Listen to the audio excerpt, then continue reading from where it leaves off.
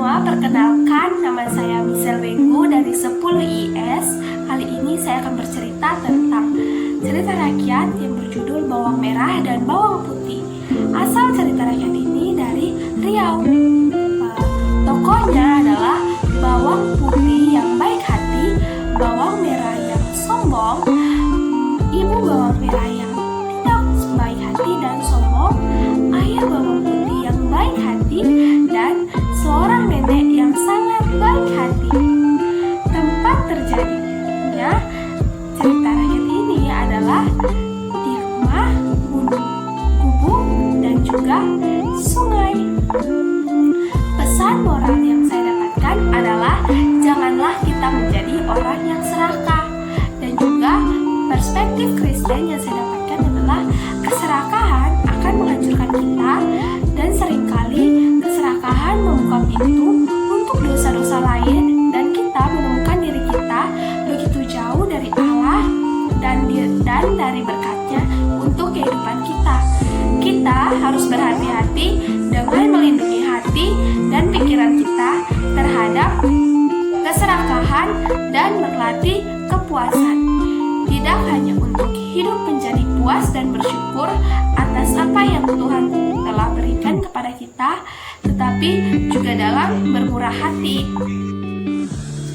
Zaman dahulu kala, di sebuah desa tinggallah sebuah keluarga yang terdiri dari ayah, ibu, dan seorang gadis remaja yang cantik bernama Bawang Putih.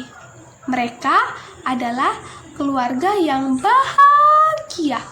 Meski ayah Bawang Putih hanya pedagang biasa, namun mereka hidup rukun dan damai. Namun suatu hari, ibu Bawang Putih sakit keras dan akhirnya meninggal dunia. Bawang Putih sangat berduka, demikian pula ayahnya. Di desa itu tinggallah pula seorang janda yang memiliki anak bernama Bawang Merah. Semenjak ibu Bawang Putih meninggal, ibu Bawang Merah sering berkunjung ke rumah Bawang Putih. Dia sering membawakan makanan, membantu Bawang Putih membereskan rumah, atau hanya menemani Bawang Putih dan ayahnya mengobrol.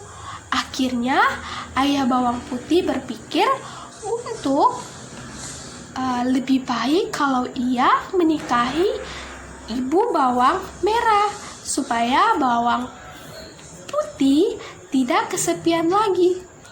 Dengan pertimbangan dari Bawang Putih, maka ayah Bawang Putih menikah dengan ibu Bawang Merah. Awalnya, ibu Bawang Merah dan Bawang Merah sangat baik kepada Bawang Putih. Namun, lama-kelamaan sifat asli mereka mulai kelihatan. Mereka kerap memarahi Bawang Putih dan memberinya pekerjaan berat jika ayah Bawang Putih sedang pergi begadang. Bawang Putih harus mengerjakan semua pekerjaan rumah, sementara Bawang Merah dan ibunya hanya duduk-duduk saja.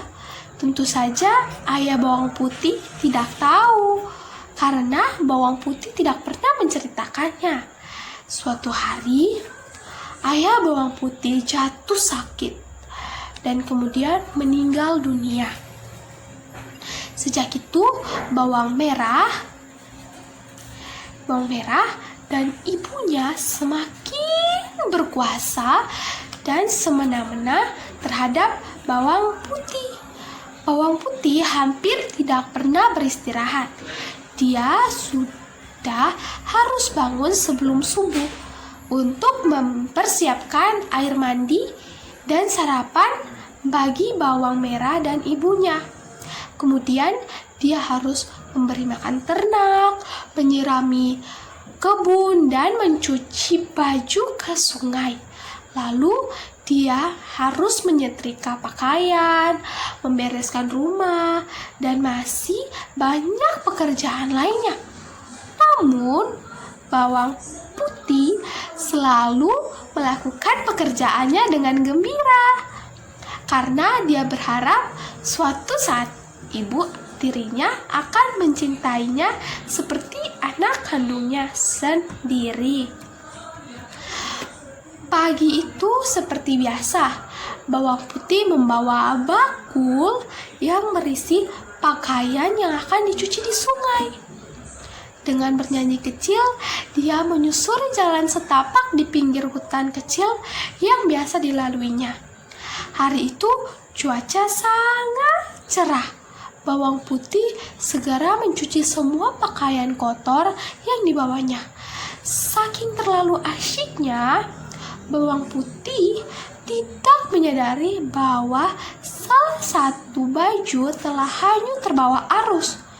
Celakanya, baju yang hanyut adalah baju kesayangan ibu tirinya. Ketika menyadari hal itu, baju ibu tirinya telah hanyut terlalu jauh. Bawang putih mencoba menyusuri sungai untuk mencarinya, namun tidak ada hasil untuk menemukannya. Dengan putus asa, bawang putih kembali ke rumah dan menceritakan kepada ibunya. "Dasar ceroboh!" bentak ibu tirinya. "Aku tidak mau tahu. Pokoknya kamu harus mencari baju itu. Dan jangan berani pulang ke rumah kalau belum menemukannya. Mengerti, bawang putih?" Bawang putih terpaksa menuruti keinginan ibu tirinya. Dia segera menyusuri sungai tempatnya mencuci tadi. Matahari sudah mulai meninggi, namun bawang putih belum juga menemukan baju ibunya. Ia memasang matanya dengan teliti. Diperiksanya setiap jaluran akar yang menjorok ke sungai. Siapa tahu baju ibunya tersangkut di situ. Setelah jauh melangkah dan matahari sudah condong ke barat, bawang putih melihat seorang pengembala yang sedang memandikan kerbaunya. Maka bawang putih bertanya, "Wahai paman yang baik, apakah paman melihat baju merah yang hanyut lewat sini? Karena saya sudah mencarinya dan harus menemukan dan membawanya pulang." Lalu kata paman tersebut adalah, "Ya, tadi saya melihatnya, Nak. Kalau kamu mengejarnya cepat-cepat, mungkin kau bisa mengejarnya," kata paman itu. "Baiklah paman, terima kasih," kata bawang putih dan segera berlari kembali menyusuri.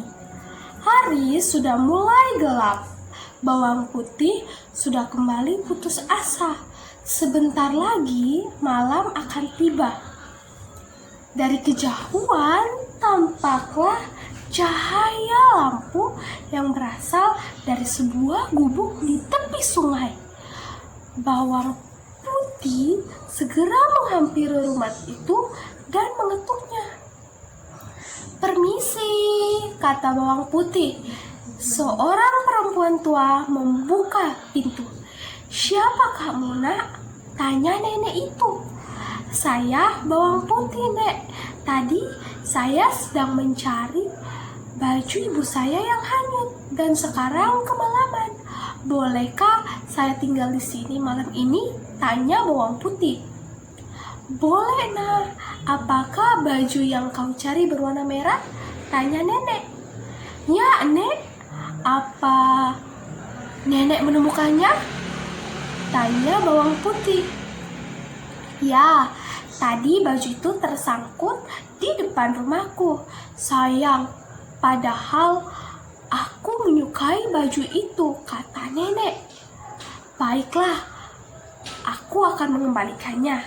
Tapi kau harus menemaniku dulu di sini selama seminggu. Sudah lama aku tidak mengobrol dengan siapapun. Bagaimana?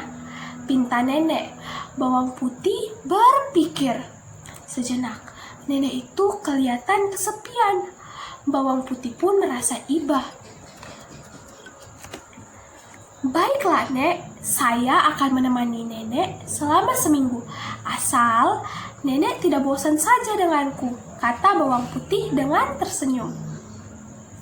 Selama seminggu, bawang putih tinggal dengan nenek tersebut. Setiap hari bawang putih membantu mengerjakan pekerjaan rumah nenek. Tentu saja nenek merasa senang. Hingga akhirnya genap sudah seminggu, nenek pun memanggil bawang putih. Nak, sudah seminggu kau tinggal di sini, dan aku senang karena kau anak yang rajin dan berbakti. Untuk itu, sesuai janjiku, kau boleh membawa baju ibumu pulang. Dan satu lagi, kau boleh memilih satu dari 2 labu kuning. Ini sebagai hadiah, kata nenek. Mulanya bawang putih menolak diberi hadiah, tapi nenek tetap memaksanya. Akhirnya bawang putih memilih labu yang kecil. Saya takut tidak kuat membawa yang besar, katanya. Nenek pun tersenyum dan mengantarkan bawang putih hingga depan rumah. Sesampainya di rumah, bawang putih menyerahkan baju merah milik ibu tirinya. Sementara dia pergi ke dapur untuk membelah labu kuningnya. Alangkah terkejutnya bawang putih ketika labu itu terbelah. Di dalamnya ternyata berisi emas permata yang sangat banyak. Dia teriak saking gembiranya dan memberitahukan hal ajaib itu kepada ibu tirinya dan juga kepada bawang merah yang serakah. Langsung merebut emas dan permata tersebut dari bawang putih. Mereka memaksa bawang putih untuk menceritakan bagaimana dia bisa mendapatkan hadiah tersebut. Bawang putih pun menceritakan dengan sejujurnya. Mendengar cerita bawang putih, bawang merah dan ibunya berencana untuk melakukan hal yang sama. Tapi kali ini bawang merah yang akan melakukannya. Singkat kata, akhirnya bawang putih sampai di rumah nenek tersebut. Seperti bawang putih, bawang merah pun diminta untuk tinggal seminggu. Tidak seperti bawang putih yang rajin selama seminggu itu, bawang merah hanya bermalas-malasan. Kalaupun ada yang dikerjakan, maka hasilnya tidak pernah bagus karena selalu dikerjakan dengan asal-asalan. Akhirnya setelah seminggu, nenek itu membolehkan bawang merah untuk pergi. Bukankah seharusnya nenek memberiku labu sebagai hadiah karena menemani nenek selama seminggu? Tanya bawang merah. Nenek itu terpaksa menyuruh bawang merah memilih salah satu dari 2 buah labu yang ditawarkan. Dengan cepat, bawang merah mengambil labu yang besar dan tanpa mengucapkan terima kasih, dia melenggang pergi. Sesampainya di rumah, bawang merah segera menemui ibunya dan dengan gembira memperlihatkan labu yang dibawanya. Karena takut bawang putih akan meminta bagiannya, mereka menyuruh bawang putih untuk pergi ke sungai. Lalu dengan tidak sabar, mereka membelah labu tersebut.